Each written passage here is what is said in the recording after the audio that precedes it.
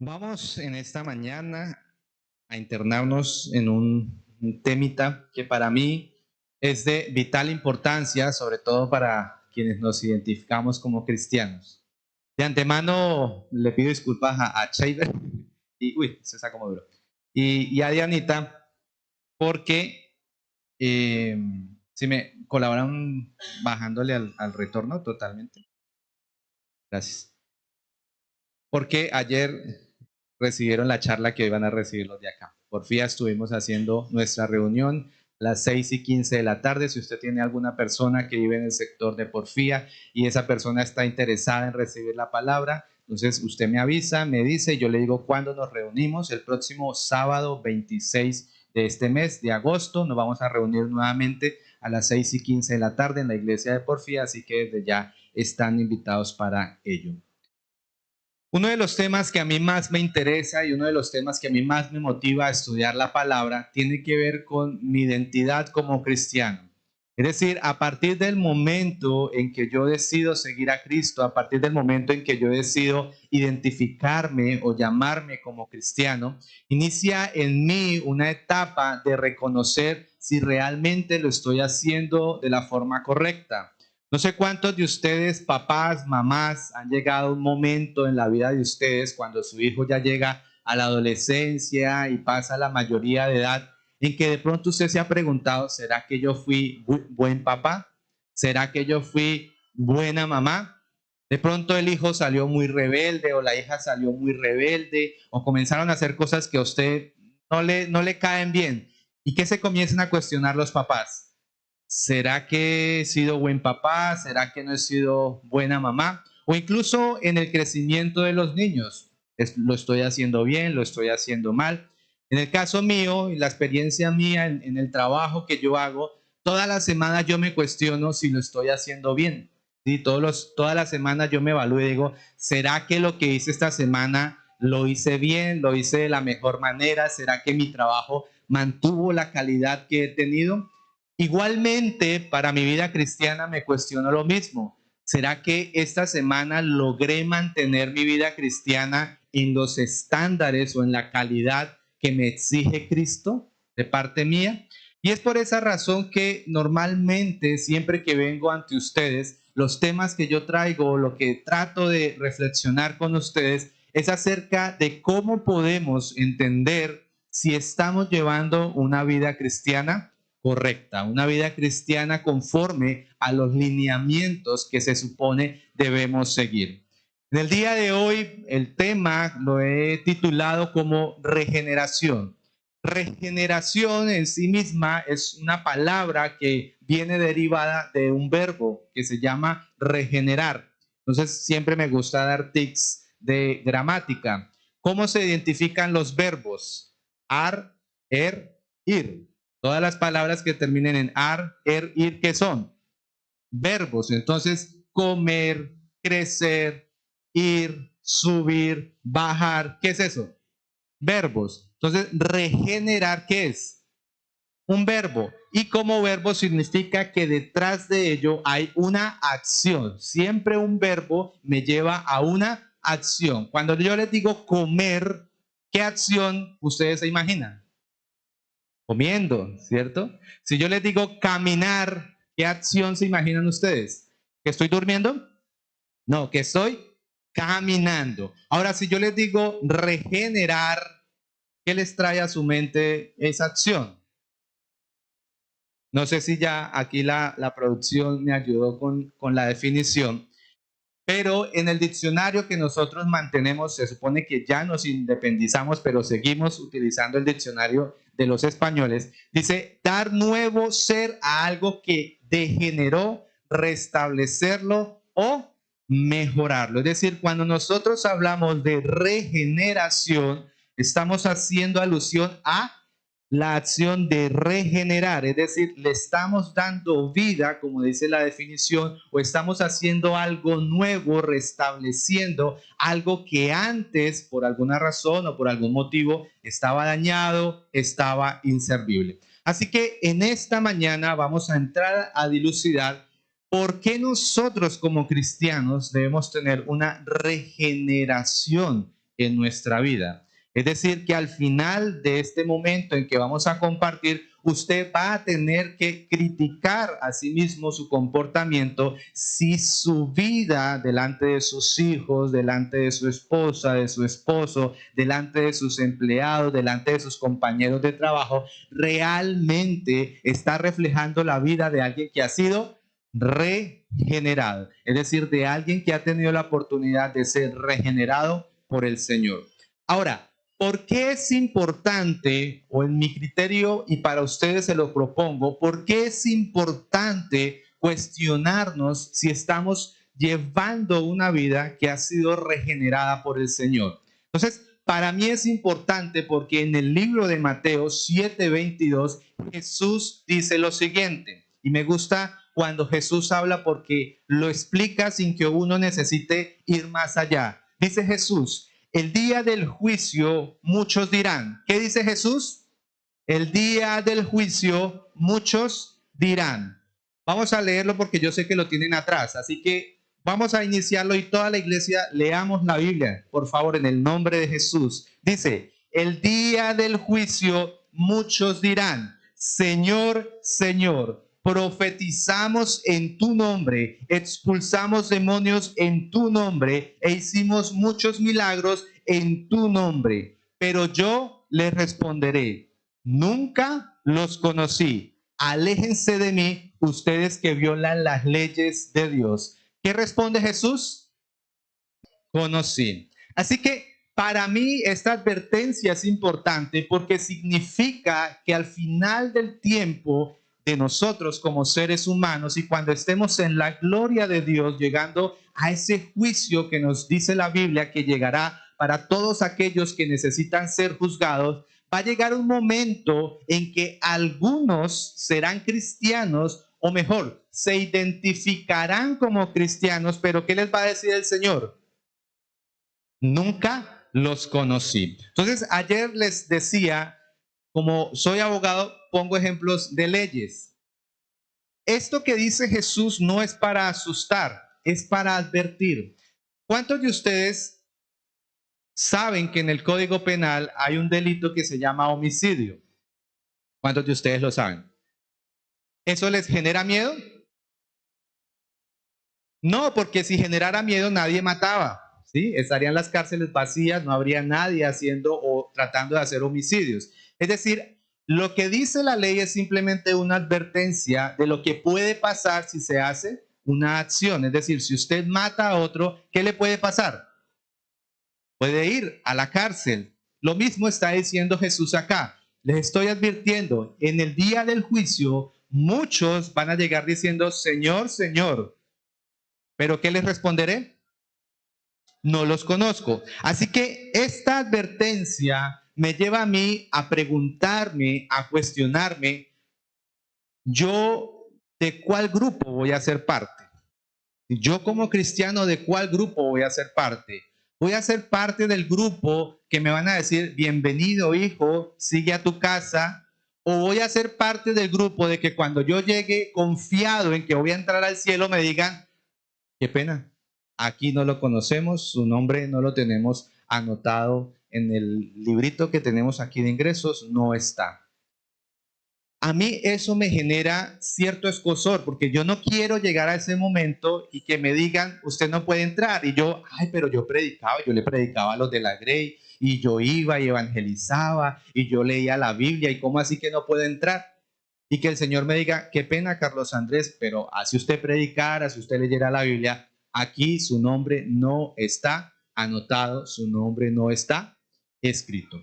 Así que esta advertencia me lleva a mí a preguntarme, ¿será que yo sí he sido regenerado por el Señor? ¿Será que mi vida sí ha sido transformada y cambiada por Él? ¿Por qué pongo este ejemplo? En la actualidad cualquier cosa puede ser cristiana, ¿sí? Cualquier cosa puede ser cristiana. Entonces, les quiero preguntar y interiorícenlo de pronto, ¿cuántos de ustedes han comprado un vaso cristiano? Un vaso cristiano. ¿Cuántos de ustedes lo han comprado? ¿Cuántos de ustedes han comprado una libreta cristiana? Ay, tan bonita esa libreta para llevar a... Mira, ya mi tía compró una libreta cristiana. ¿Cuántos de ustedes han comprado un dijecito, un anillo cristiano? ¿Cierto? ¿Cuántos de ustedes han comprado música cristiana? Ah, ya más. ¿Cuántos de ustedes han ido a un concierto de música cristiana? ¿Cierto? La mayoría.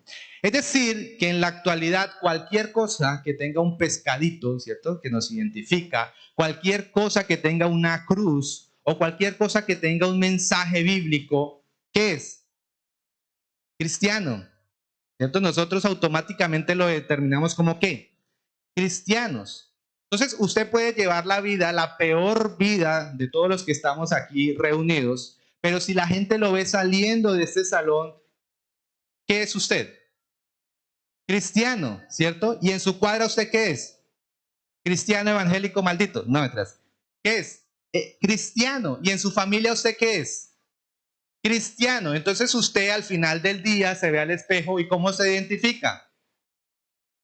Como cristiano, ¿cierto? Y si yo les pasara en este momento una fórmula para aplicar a un subsidio, para aplicar algún regalo, y dentro de las preguntas estuviera, ¿de qué religión es usted? ¿Musulmán, cristiano, budista? ¿Dónde pondrían la X?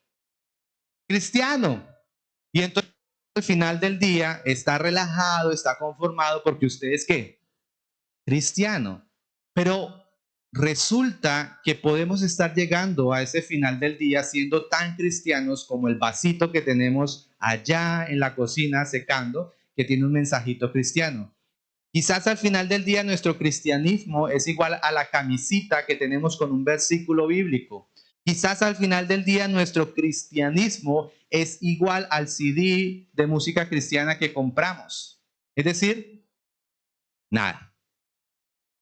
Entonces, en la actualidad, cualquier cosa y cualquier persona puede ser cristiano. Y eso nos lleva a que nosotros tengamos un problema en nuestra identificación como cristianos. Hay un ejemplo de un cantante vallenato del norte de nuestro país que ustedes de pronto lo han escuchado mucho, espero que no lo sigan escuchando. Pero este cantante vallenato lleva una vida bastante desordenada, alcohol, drogas, todo el cuento, pero en un momento determinado se declaró cristiano y dijo, yo soy cristiano. Y entonces, antes de iniciar la parranda en sus conciertos, hablaba 5 minutos de la Biblia. Y después iniciaba la parranda. Y muchos cristianos comenzaron a ir a los conciertos de este cantante. Imagínense por qué. Porque era cristiano. Entonces ya como si él fuera Jesús. Es decir, lava, por ser cristiano, lava todo lo que hace de ahí en adelante. Entonces, tenemos un conflicto, tenemos un problema en la actualidad en que casi cualquier cosa la podemos identificar como ¿qué? Como cristianos. Ahora, el problema se agudiza, se ahonda, se profundiza en la misma iglesia, en la misma congregación. Y es que para muchos en la misma iglesia determinan quién es más cristiano que otro. Entonces los hermanitos, si usted le pregunta, oiga, ¿quién es cristiano en la iglesia? Estoy seguro que van a decir, ay, doña Ana María, ¿cierto? La señora Miriam, van a decir. ¿Y por qué creen ustedes? Ah, porque es que ellas sí oran, ellas sí vienen a los devocionales. Bueno, ¿usted qué es? Ah, no, a mí me gusta, me parece bonito, allá me entretengo. El pastor a veces da unos chistes buenísimos que yo me los llevo y a mí por eso me gusta ir allá. Sí, me gusta. En la misma iglesia tenemos el conflicto de reconocer si realmente somos o no somos cristianos, porque la palabra la hemos llevado simplemente a ser un calificativo de la conducta o a ser un calificativo de un objeto. Entonces tenemos iglesias, salones llenos de gente que se identifica como cristianos, que dice yo soy cristiano, pero como vamos a entrar a mirar ahorita, están lejos de haber sido regenerados por aquel a quien se suponen siguen. Y yo siempre trato de profundizar en esto. Cristiano significa aquel que sigue las enseñanzas de ¿quién? De Cristo, de Jesús, de nuestro Señor Jesucristo. Luego, si usted se identifica como cristiano, ¿qué es? Un seguidor de ¿qué? De las enseñanzas de Cristo. Entonces, yo propongo en esta mañana y les propongo a ustedes que nos dejemos de preguntar si somos cristianos. Porque si nos seguimos preguntando si somos cristianos, nos vamos a seguir respondiendo, imagínense qué cosa. Sí, sí soy cristiano porque yo esta mañana fui al culto, ¿cierto? Yo esta mañana fui al culto, así que yo qué soy, cristiano. Y allá afuera dice iglesia cristiana, la Grey. Entonces yo qué soy, cristiano, ¿cierto? Yo soy amigo del pastor, entonces ¿qué soy? Cristiano. Yo voy a la célula donde doña Ana María o voy a la célula que hace el pastor por allá en la desmontadora. ¿Qué soy? Cristiano. Y con el perdón de allá de las hermanitas del servicio, pero los que se integran al servicio, de pronto al final del día, no, porque yo estoy que en el servicio, y los que vienen los martes, no, porque yo voy los martes a aprender de la palabra. Entonces, ¿qué soy? Cristiano. Entonces, al preguntarnos si somos o si yo soy cristiano, podemos confundirnos en la respuesta y llegar a una que es incorrecta, que nos puede llevar a que al final, cuando estemos en ese momento preciso, nos digan, aquí usted no lo conoce. No sé cuántos de ustedes en algún momento de su vida pasada, porque aquí casi no se ve de otra manera, en las discotecas, ¿cierto? En las discotecas hay una zona que se llama VIP, ¿cierto? Y ahí solo pueden entrar los que son VIP. ¿Qué pasa si usted quiere entrar a la zona VIP, pero no es de los VIP? No entra, ¿cierto? No entra. Por más que usted se identifique como don VIP, no va a entrar, sencillamente porque no tiene la calidad. Entonces, si nos seguimos preguntando si somos cristianos, podemos llegar a respuestas equivocadas que nos van a llevar a cierta confortabilidad, es decir, a decir, sí, yo lo soy, cuando de pronto podemos estar fallando en ello. Así que yo les propongo que en este momento en adelante nos dejemos de preguntar si somos cristianos y lo alarguemos a si soy un verdadero seguidor de las enseñanzas de Jesús. Es decir, usted ya no se va a preguntar, oiga, yo soy cristiano, sino que usted se va a preguntar, oiga, yo soy un verdadero seguidor de las enseñanzas de Jesucristo. Es un poquito más largo. ¿Por qué llegué yo a ese momento? ¿O por qué llegó a esa pregunta? Y es porque si hiciéramos una encuesta, yo la hice mentalmente, pero me gustaría hacerla físicamente. Si hiciéramos una encuesta en su familia, por ejemplo, si hiciéramos una encuesta en sus vecinos de la cuadra y les pasáramos la encuesta y les dijéramos, oiga, su vecino, ponga su nombre ahí, su vecino Julanito de tal, ¿es cristiano? ¿Sí o no? ¿Cuánto porcentaje creen que iría al sí? El 100, dijeron por ahí, ¿cierto? 99%. ¿Por qué la gente contestaría sí a la pregunta? Sí, porque yo lo veo que todos los domingos madruga a las 9 de la mañana a ir al culto de las 9. ¿Sí? Yo sé que él es cristiano por eso. Ahora, si esa pregunta se la cambiamos a sus hijos, a su esposo, a su esposa, a su familia, y ya no le preguntamos, oiga, él es cristiano, sino le decimos, oiga, él es realmente un verdadero seguidor de las enseñanzas de Jesús, de las que hay en la Biblia. ¿Cómo cree que cambia ese porcentaje? ¿Cambia o no cambia? Y les ponemos sí, no, tal vez, probablemente, a veces, casi nunca, nunca, ¿cierto? ¿Cómo nos cambiaría la variabilidad de esa respuesta? Ya la gente comenzaría no a decir, sí, él es cristiano porque tal cosa, sino, venga, tengo que reflexionar si esa persona realmente es un verdadero seguidor porque practica la palabra de Dios. Y entonces ahí la gente va a comenzar a decir, pero el vecino todavía me debe los 200,000 pesos que me pidió prestado hace 10 años. ¿Cierto? Por allá el otro vecino, y si supiera la vecina lo que hace el vecino. O al revés, si supiera el vecino lo que hace la vecina. ¿Cierto? Por allá. Es decir, cuando nos enfrentamos a si somos realmente seguidores, la respuesta ya no es tan fácil. La respuesta ya no es un sí absoluto, como cuando nos preguntamos si somos verdaderamente cristianos o seguidores de la palabra del Señor. Ahora, es importante cuestionarnos esto porque como estamos viendo, cuando nos enfrentamos a la realidad, es decir, si estoy realmente siendo un buen seguidor y un buen practicante de la palabra, nos podemos estar dando cuenta que quizás no. Y si quizás no, entonces realmente soy o no soy cristiano. Y al final del día, entonces usted se tiene que ver al espejo y decir, oiga, yo no soy cristiano. Me he dado cuenta que hasta este momento, ¿qué? Soy igual que un vasito cristiano, soy igual que una libreta cristiana. Vamos a ver en Juan 3, los que trajeron su Biblia la pueden buscar, anotar, subrayar, los que no, la vamos a seguir el texto que seguramente les van a poner ahí atrás.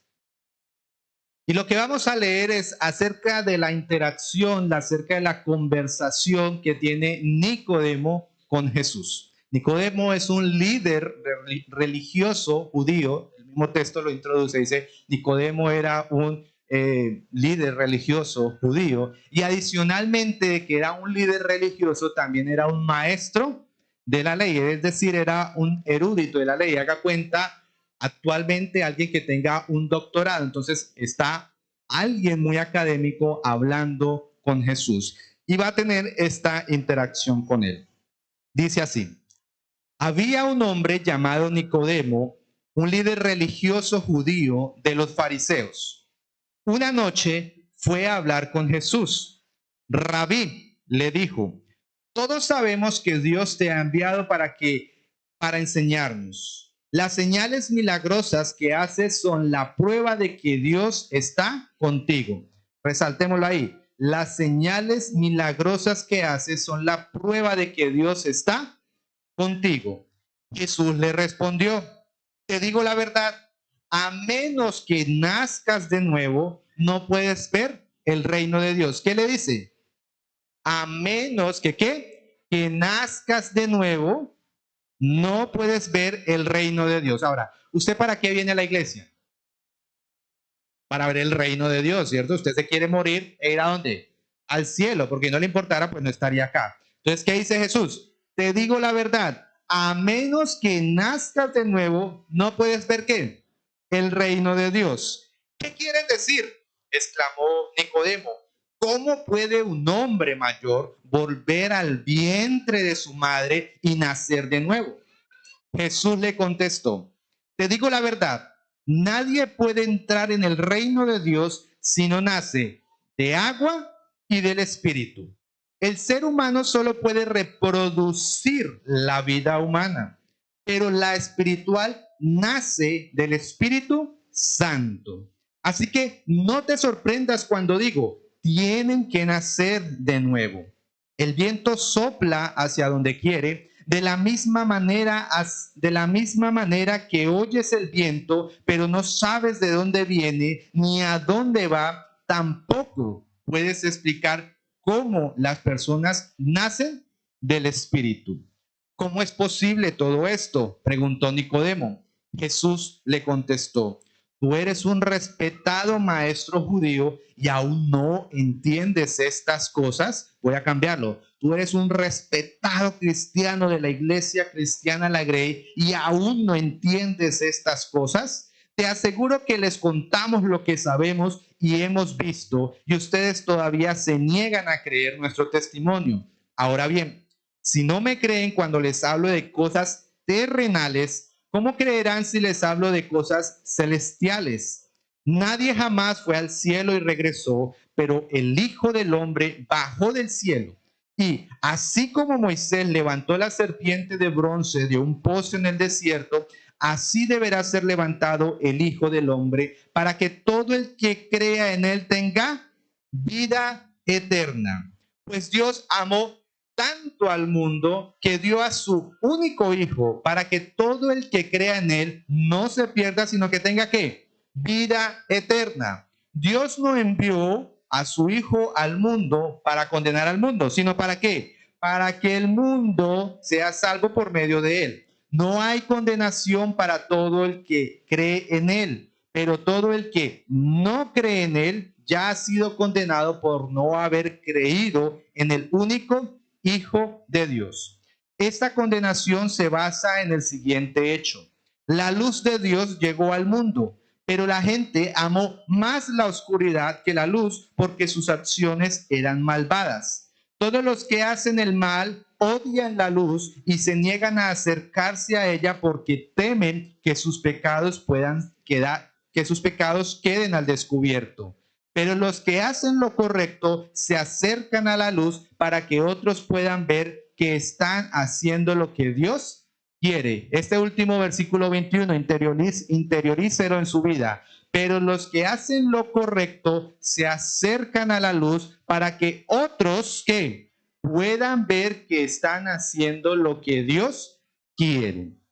Ahora bien, el texto lo leímos completo porque es necesario que usted tenga el contexto de la conversación que está teniendo Nicodemo con Jesús. Sin embargo, yo quiero llamar la atención de la lectura y quiero que nos centremos en la primer parte de lo que nos está diciendo el texto. Y para esto, como hablaba ayer con mi hermana, hay que aplicarle un poquitico de hermenéutica al texto.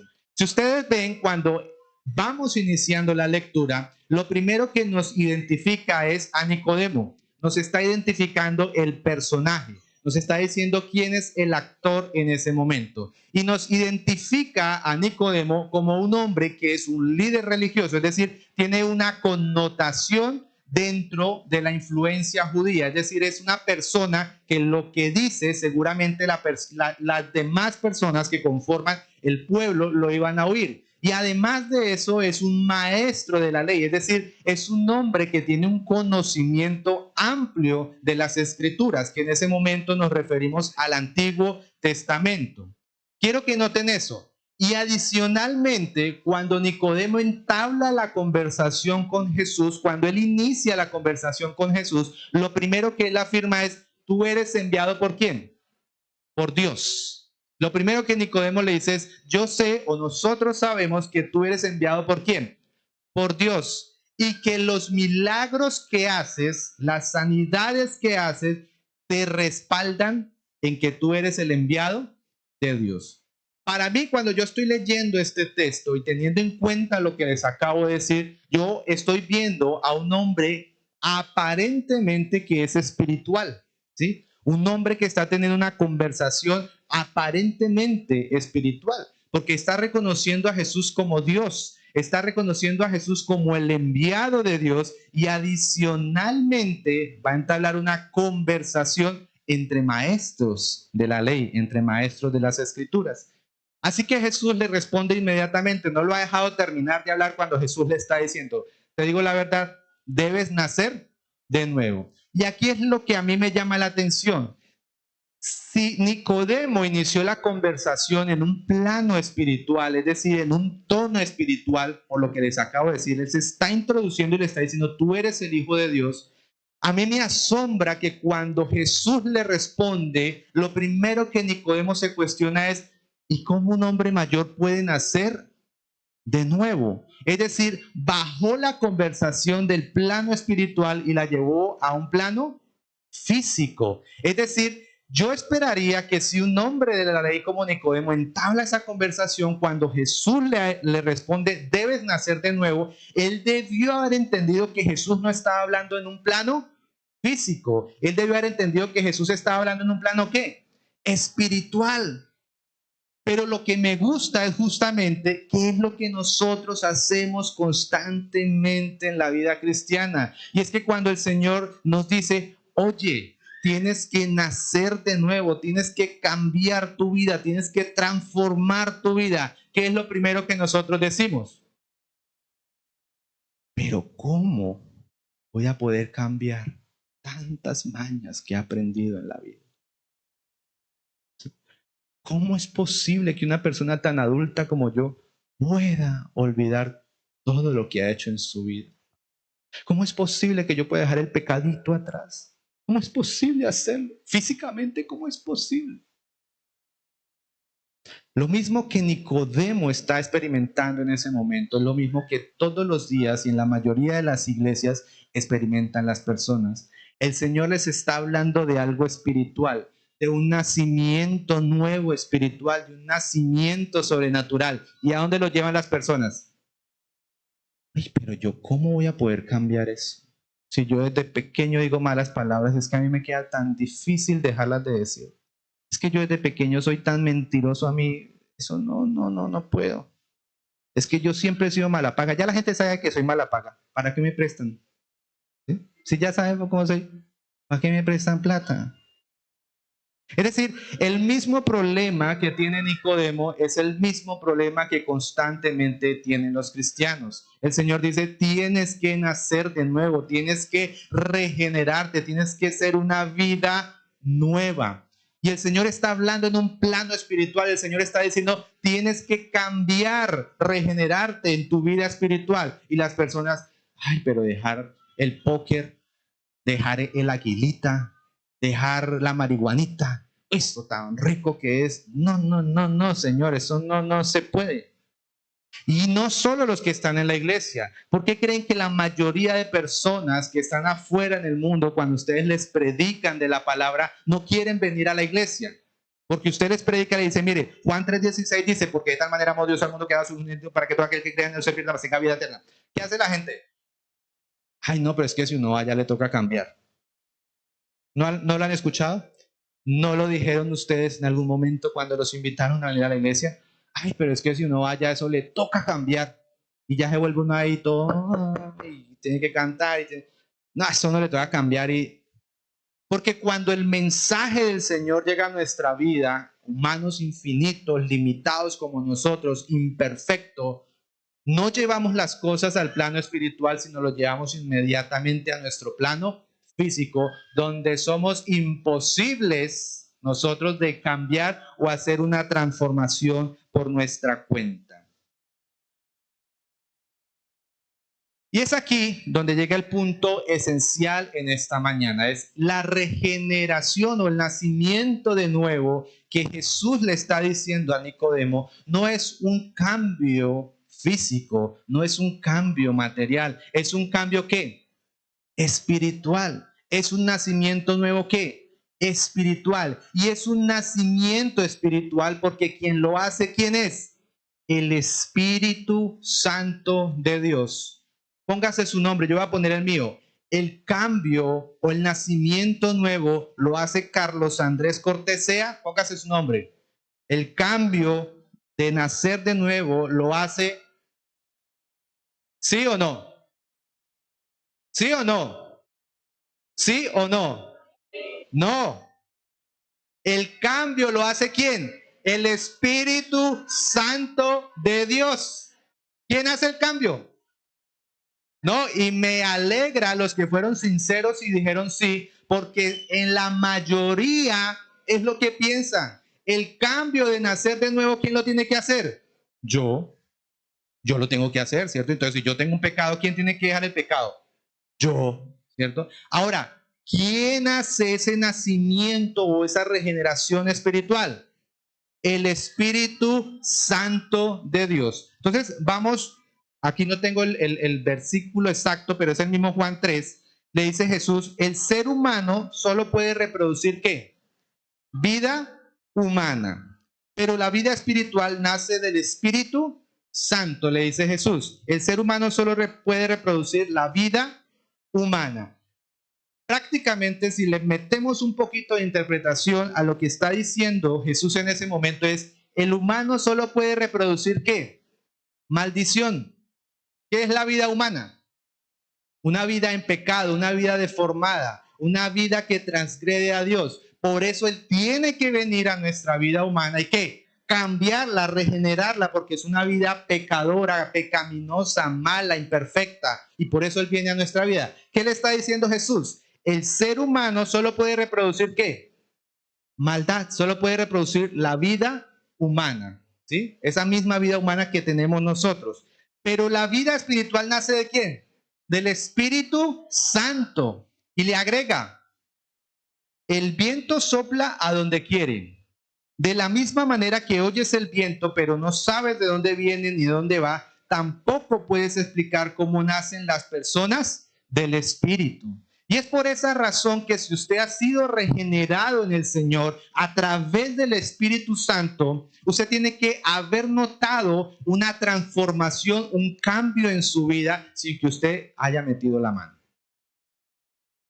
Entonces, si usted dejó de beber alcohol, los que tenían problemas con eso, porque usted un día dijo, hoy ya no bebo más, ¿quién hizo el cambio? Usted. ¿Sí? Y toda la vida va a pelear en contra de qué? Del alcohol. Toda la vida. Así usted se cohíba y se inhiba. ¿Qué va a pasar? Va a... Sí, trasládelo a los demás pecados que usted tiene. Pero si usted un día le dice, Señor, hoy te entrego mi vida y quiero que quites de mí todos los vicios. Yo no puedo, Señor, porque ya lo he intentado y yo no puedo. Quiero que cambies y transformes. Y usted de un momento a otro siente que eso ya no le llama la atención, siente que ese sabor ya no le gusta, que ese olor ya no es llamativo. ¿Quién hizo el cambio en ese momento? El Espíritu Santo de Dios. Así que si nosotros seguimos intentando cambiar nuestros pecados, seguimos intentando cambiar nuestros errores por nuestra cuenta, en nuestra fuerza, ¿qué va a pasar al final? Pues nada, porque somos humanos y no podemos cambiar nada. Esa es la razón por la cual usted se entrega al Señor Jesús, porque llega un momento en su vida donde usted dice, ya no puedo más. Se me sale de las manos mis problemas, se me sale de las manos mi situación. ¿A quién me tengo que entregar? Al Señor. Entonces, ¿quién hace la transformación en su vida? ¿Quién cambia su vida? ¿Quién la transforma? Dios, ¿a través de quién? Del Espíritu Santo. Por eso es que vemos tanta deserción en la iglesia cristiana, porque la gente llega el primer mes, se alegra, siente la euforia, dice, sí, el Espíritu Santo me tocó, y va pasando 6 meses, 1 año, 2 años, 3 años, y como quieren seguir cambiando su vida con sus fuerzas, ¿qué concluyen al final de llevar 5 años en la iglesia? Yo sigo siendo la misma persona. ¿Para qué voy? ¿Para qué voy? Ahora, los que lo lograron entender a los 5 años, perfecto. El problema es los que llevan 30 y la vida sigue siendo la misma desde que iniciaron, intentando cambiarse y forzarse a sí mismos. Y llegar a 30 años de vida cristiana y decir, mi vida sigue siendo la misma. Así que el Señor está siendo sincero con Nicodemo y le está diciendo, tú, Nicodemo, tú no puedes nacer de nuevo por sí mismo. Tú no puedes cambiarte a ti mismo. ¿Quién te tiene que cambiar?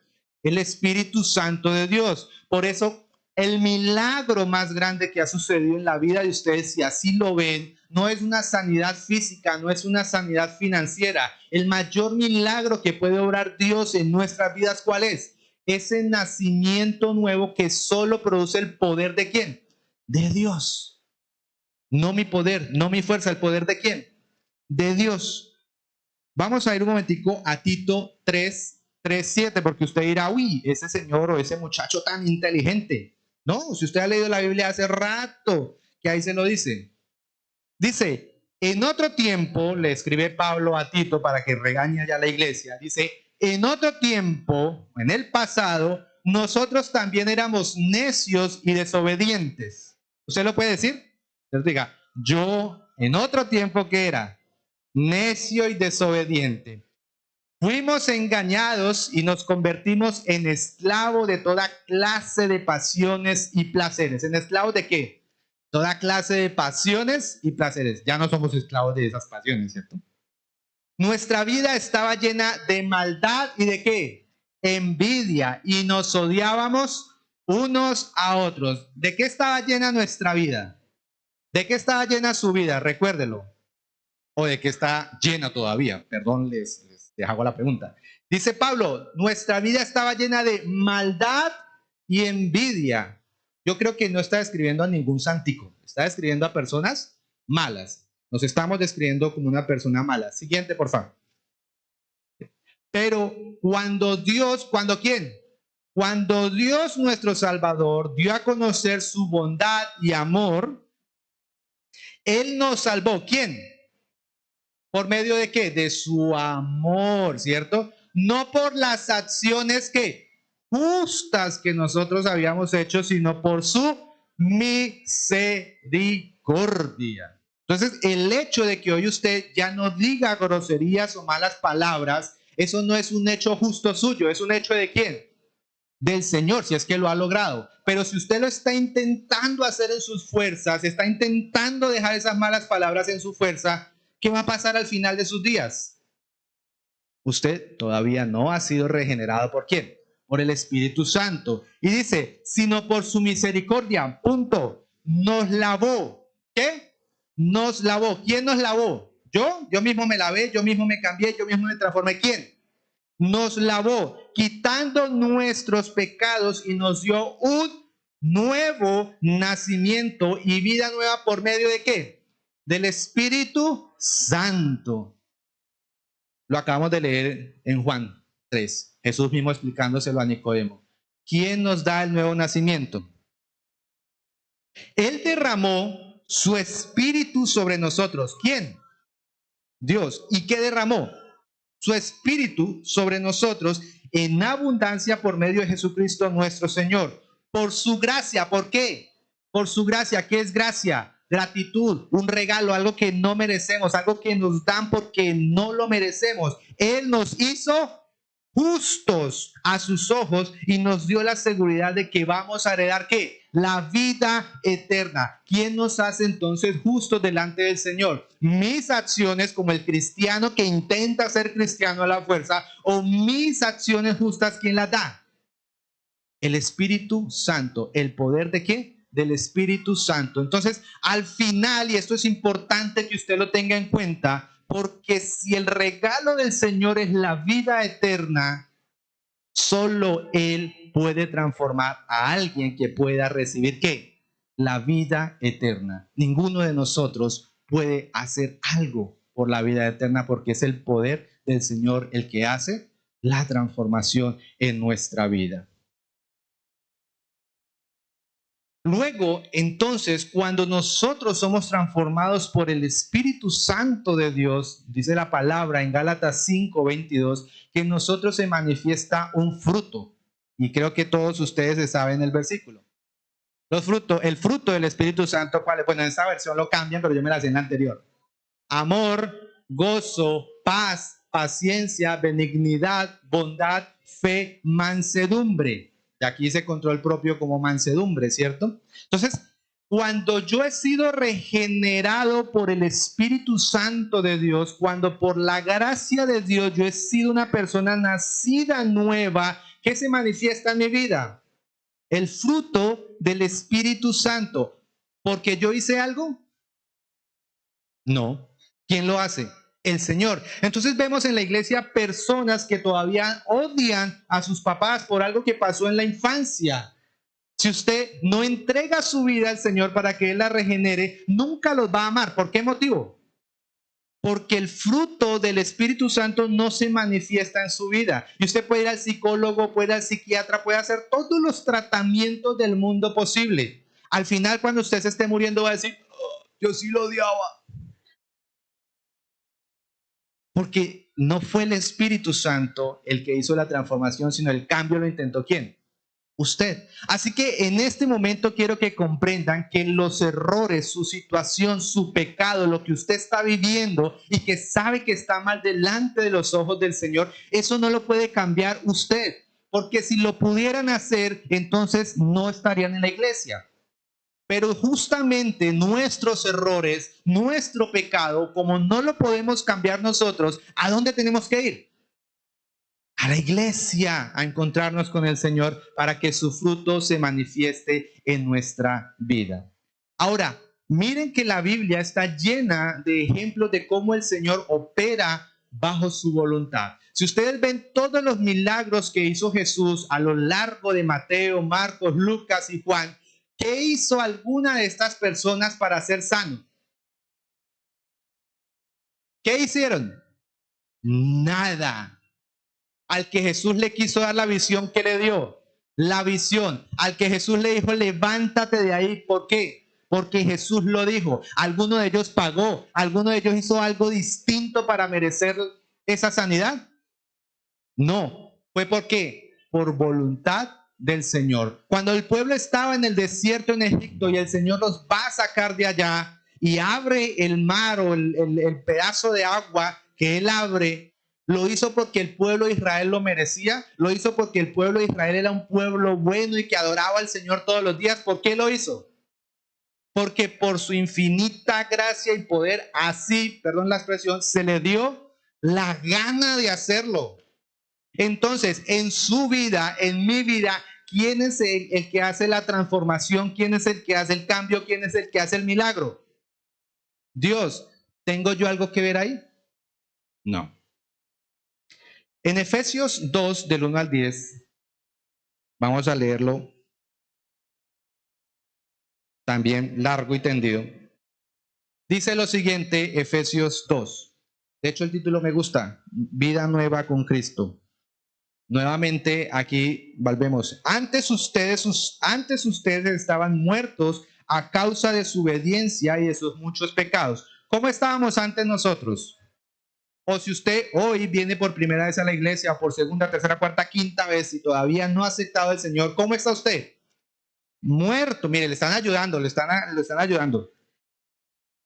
Antes ustedes estaban muertos a causa de su obediencia y sus muchos pecados. ¿Qué puede hacer un muerto por sí mismo?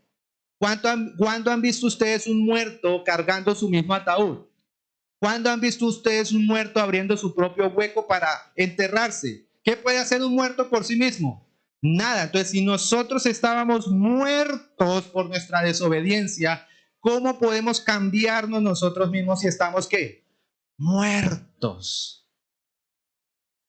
Igual que el resto de la gente obedeciendo al diablo, el líder del poder del mundo invisible, quien es el espíritu que actúa en el corazón de los que se niegan a obedecer a Dios. Todos vivíamos así en el pasado, siguiendo los deseos de nuestras pasiones y la inclinación de nuestra naturaleza pecaminosa. Por nuestra propia naturaleza éramos objeto de enojo de Dios, igual que todos los demás. ¿De qué somos objeto de Dios por nuestra naturaleza? Del enojo del Señor. Pero Dios es tan rico en misericordia y nos amó tanto que a pesar de que estábamos muertos por causa de nuestros pecados, nos dio ¿qué? Vida cuando levantó a Cristo de los muertos. Es solo por la gracia de Dios que ustedes han sido salvados, pues nos levantó de los muertos junto con Cristo y nos sentó con Él en los lugares celestiales, porque estamos unidos a Cristo Jesús. De modo que en los tiempos futuros Dios puede ponernos como ejemplo de la increíble riqueza de la gracia y la bondad que nos tuvo, como se ve en todo lo que ha hecho por nosotros que estamos unidos a Cristo. Dios los salvó por su gracia cuando creyeron. Ustedes no tienen ninguna mención. No es un premio por las cosas buenas que hayamos hecho. Así que ninguno de nosotros puede jactarse de ser ¿qué? Salvo. Pues somos la obra maestra de Dios. Él nos creó de nuevo en Cristo Jesús a fin de que hagamos las cosas buenas que preparó para nosotros tiempo atrás. Vuelvo y les pregunto, ¿de quién es la obra de salvación? ¿Suya o del Señor? Yo creo que es momento de dejar de intentar ser hipócritas delante del Señor, tratando de llevar una vida cristiana por el hecho de yo ir a una iglesia cristiana. Es momento de sentarse cara a cara y decir, realmente yo soy un verdadero seguidor de las enseñanzas de Jesús, a tal punto que el fruto del Espíritu Santo se ha hecho manifiesto en mi vida y los demás así lo pueden ver, así lo pueden notar. Quiero cerrar con ese mismo, el versículo 7. Dice, de modo que en los tiempos futuros, Dios puede ponernos como ejemplos de la increíble riqueza de la gracia y la bondad que nos tuvo, como se ve en todo lo que ha hecho por nosotros que estamos unidos. Imagínese que si usted ha aceptado al Señor Jesucristo en su corazón, ¿qué es para el mundo? El testimonio de la gracia del poder de Dios que lo salvó a usted. Y si usted allá afuera, en su trabajo, en su casa y en todo lo que hace, está mostrando, exteriorizando todo lo que es contrario al fruto del Espíritu Santo, ¿será que Dios puede decir, ahí va un testimonio mío caminando? ¿O qué puede decir el Señor de nosotros? Ah, yo no lo conocía. Mucho gusto, pero para el infierno. Nosotros somos el testimonio de la gracia, del poder de Dios transformador en nuestra vida. Pero si en nuestra casa, si en nuestra familia, si en nuestro trabajo, si en nuestra vecindad, no están viendo ese milagro de transformación por la gracia del Espíritu Santo, tenemos que llegar a la respuesta de nuestra pregunta inicial, y es que no somos ¿qué? Cristianos. Vamos a una iglesia cristiana, hacemos cosas de cristianos, pero no somos ¿qué? Cristianos. Porque un verdadero cristiano es el que muestra el trabajo de haber nacido de nuevo, de ser regenerado ¿por quién? Por el Espíritu Santo de Dios. Y no es un trabajo que haga usted, no es un trabajo que pueda hacer usted, es un trabajo que únicamente hace Dios. Quiero que se vayan en esta mañana. Uno, la palabra reconforta, la palabra es directa, dice la palabra corta como una espada de doble filo, pero al mismo tiempo la palabra es tan misericordiosa que nos llama la atención y nos dice, oiga, pónganse pilas, porque puede ser que usted esté yendo a la iglesia, que se denomine como cristiano, pero usted todavía no está mostrando que la regeneración, la nueva vida que da Dios a través de su Espíritu Santo. Amén. Quiero que en este momento que vamos a orar, y no es el momento para irnos al baño, no es el momento para revisar el celular, no es el momento para hablar, no es el momento, sino para orarle al Señor y que usted le diga, gracias Señor, porque hoy me has hablado a mi vida. Así usted se haya dormido gran parte del culto, por lo menos en una parte el Señor le tuvo que hablar. Y usted le diga, gracias Señor, porque hoy no perdí la mañana. Que usted le diga, gracias Señor, porque hoy no perdí la bañada ni la vestida de ir a la iglesia. Que usted le pueda decir, gracias Señor, porque hoy me hablaste a mi corazón. Que usted le pueda decir, quizás no me gustó, pero hoy que me hablaste a mi corazón. Que este momento sea de usted con el Señor. No lo tome como ya nos vamos a ir, tómelo como gracias Señor por haberme hablado hoy en esta mañana. Gracias Señor por haberme advertido. Gracias Señor por amarme tanto como me amas. Amén.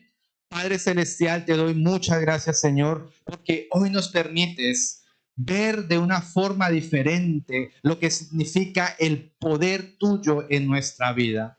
Y sé, Señor, que a veces en nuestra humanidad que es tan limitada, siempre tendemos a creer que somos nosotros los que podemos hacer el cambio. Más cuando en el mundo siempre nos dicen, tú puedes cambiar, tú eres la opción, tú eres el que tomas la decisión de cambiar. Y resulta que a lo largo del tiempo nos damos cuenta de que aun cuando tenemos la decisión de cambiar, llega un momento en que nos damos cuenta de que todavía nos pesa, de que todavía está ahí ese dolor, esa tristeza, esa amargura, ese vicio, ese problema. Y nos damos cuenta que aun cuando hemos prometido tantas veces, aun cuando quizás hemos venido al culto y le hemos dicho, Señor, ahora sí voy a cambiar, ahora sí voy a tener una vida cristiana, nos damos cuenta que no lo hemos podido lograr. Que has intentado ser de pronto un mejor esposo, has intentado de pronto ser una mejor esposa con lo que han dicho en la iglesia, has intentado de pronto ser un mejor hijo, has intentado de pronto ser un mejor trabajador, un mejor vecino. Pero te has dado cuenta que al final siempre terminas equivocándote, siempre terminas recibiendo la carga. Y hoy lo que el Señor está tratando de decir, hoy lo que el Señor te quiere decir en esta mañana es, hijo, entrégame las cargas, hija, entrégame tus cargas, porque sola no puedes. Es mi poder transformador el que va a poder quitar lo que tú tienes, lo que tú traes, lo que no has soltado. Ese es el momento para que tú dejes de intentar por sí mismo luchar por tu salvación, cuando es gracia de Dios en nuestra vida. Cuando lo único que dice Dios es, obedezcan lo que yo digo, obedezcan mis mandatos, obedezcan mis escrituras. Que a partir de este momento tú le puedas decir, Hoy, Señor, realmente quiero que hagas una regeneración en mi vida espiritual.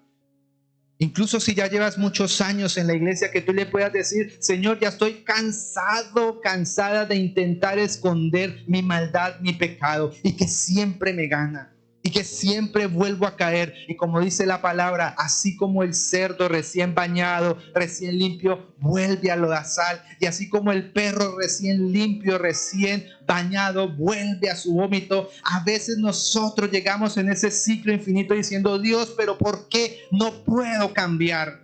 Porque cuando lo intento y pongo todo de mí, aún así no puedo cambiar, y siempre llego al mismo punto, siempre llego al mismo pecado. Hoy lo que el Señor te está diciendo es que no tienes nada que hacer, porque eres un ser humano. Porque eres un ser humano imperfecto, que en tu propia sabiduría, en tu propio entendimiento, no lo vas a poder lograr. Hoy lo que el Señor te está diciendo es: déjame a mí el trabajo pesado. Déjame a mí, que soy el Dios poderoso. Déjame a mí, que soy el Dios de Isaac, de Jacob. Déjame a mí, que soy el Dios que sacó a Israel de Egipto. Déjame a mí, que soy el Dios que envió a su Hijo en forma de ser humano a morir por un mundo que solo merecía morir. Es momento en que tú le digas: Señor, haz el trabajo en mi vida. Que tú le digas: Espíritu Santo, entra por favor a mi vida, toma el control de mis pensamientos, toma el control de mis actos, y haz ese milagro sobrenatural en mi vida. Que tú puedas decir: ojalá, Señor, que el día de mañana yo me pueda despertar y todo ese pecado, todas esas malas conductas y malas acciones que no he podido dejar, las pueda sentir como algo extraño, como algo ajeno, como algo que no es bueno, como algo que no me gusta. Y que el día de mañana, en 1 año, 2 años, tú puedas decir: cómo el Señor me transformó a tal punto de lo que antes yo era esclavo de la pasión, del placer. Hoy puedo decir: eso ya no me atrae, eso ya no me gusta. Pero es momento en que le digas: Espíritu Santo de Dios, haz el trabajo regenerativo en mi vida. Haz el cambio que tanto he deseado en mis fuerzas. Haz esa transformación que tanto he pedido en mis noches de tristeza. Hoy es momento para que le entregues al Señor tu vida, para que se la entregues totalmente a Él, sin reservas y sin condiciones. Que liberes totalmente tu vida a Él, que liberes totalmente todo lo que tienes a Él, porque es lo único que tenemos. Gracias, Señor, porque hoy nuevamente nos renuevas ese pacto que tú hiciste con nosotros. Gracias, Señor, porque hoy nuevamente tu palabra vuelve a refrescarnos. Gracias, Señor, porque hoy nuevamente tu palabra vuelve a hacer vida en nuestra vida. Gracias, Señor, porque quizás, aunque veníamos hoy muertos, aunque veníamos hoy cansados, esta palabra hoy nos ha animado y nos ha motivado a continuar persistiendo e insistiendo. Gracias, Señor, porque sé que hoy nos vamos llenos. Gracias, Señor, porque sé que hoy estas vasijas han quedado llenas de aceite. Gracias, Señor, porque hoy ha sido rebosante tu palabra en nuestra vida, y porque hoy nos vamos con un pensamiento nuevo, con una idea nueva acerca de lo que eres tú, acerca de lo que es tu poder. Señor, ten misericordia de esta iglesia, ten misericordia de nosotros, Señor, y así como dijiste orando: no nos dejes caer en tentación y líbranos del mal, Señor. Libra a este pueblo de la tentación y libra a este pueblo de hacer el mal. Que no seamos, Señor, nosotros la piedra de tropiezo para los demás, sino que por el contrario, seamos esa luz que es encumbrada en lo más alto para resplandecer y guiar a los que están perdidos. Señor, llévanos con bien a nuestros hogares. Permite que esta semana que iniciamos en tu nombre y bajo tu bendición, Señor, pueda estar llena de tus ricas bendiciones, de tus ricas, Señor, amores y abundancia. Padre Celestial, que en esta semana podamos encontrarte a ti al levantarnos y al acostarnos. Que en esta semana podamos ver cómo tu presencia nos acompaña tal como acompañó al pueblo de Israel en el desierto. Y cuando lleguemos con alegría el próximo domingo a este lugar, podamos llegar con ese gozo de saber que estuviste todo el tiempo con nosotros y que seguirás estando ahí a nuestro lado. Gracias, Señor, por haber estado con nosotros. Gracias, Señor, por tu presencia. Gracias, Señor, por tu misericordia. Nos despedimos, Señor, esperando que la dirección de tu Espíritu Santo nos guíe bajo la rica y preciosa sangre de nuestro Señor Jesucristo. Amén y amén.